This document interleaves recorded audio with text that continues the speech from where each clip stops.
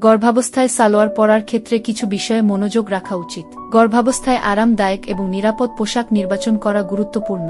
তাই আমি আজ আপনাদেরকে সালোয়ার পরার সঠিক কিছু টিপস দেখাবো ইনশাল্লাহ। তাই চলুন আর দেরি না করে ভিডিওটি শুরু করা যাক। 1 নাম্বার হচ্ছে আরামদায়ক সালোয়ার বেছে নিন।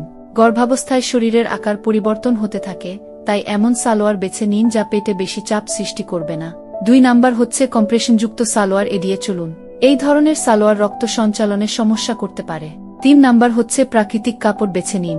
সুতির মতো প্রাকৃতিক কাপড় বেছে নিন, যা ত্বককে শ্বাস নিতে সাহায্য করে এবং ঘাম শোষণ করে। 4 নাম্বার হচ্ছে সঠিক মাপের সালোয়ার পরুন। খুব বেশি টাইট বা খুব বেশি ঢিলেঢালা সালোয়ার পরা উচিত নয়। 5 নাম্বার হচ্ছে উঁচু কোমরযুক্ত সালোয়ার পরিহার করুন। গর্ভাবস্থায় পেটের উপর চাপ সৃষ্টি করে এমন সালোয়ার পরা উচিত নয়। 6 নাম্বার হচ্ছে যদি প্রয়োজন হয়, গর্ভাবস্থার জন্য বিশেষভাবে তৈরি সালোয়ার ব্যবহার করুন। এই ধরনের সালোয়ার পেটের আকারের সাথে মানানসই এবং আরামদায়ক হয়। 7 নাম্বার হচ্ছে অতিরিক্ত বোতাম বা ফিতা যুক্ত সালোয়ার এড়িয়ে চলুন, কারণ এগুলি অস্বস্তিকর হতে পারে।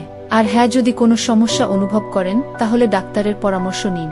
গর্ভাবস্থায় আরামদায়ক পোশাক পরা আপনার এবং আপনার সন্তানের স্বাস্থ্যের জন্য খুবই গুরুত্বপূর্ণ। আশা করছি আপনারা সকলে বুঝতে পেরেছেন গর্ভাবস্থায় সালোয়ার পরার সঠিক নিয়ম কি কি। তাই সকলে ভালো থাকুন, সুস্থ থাকুন, ফি আমানিল্লাহ।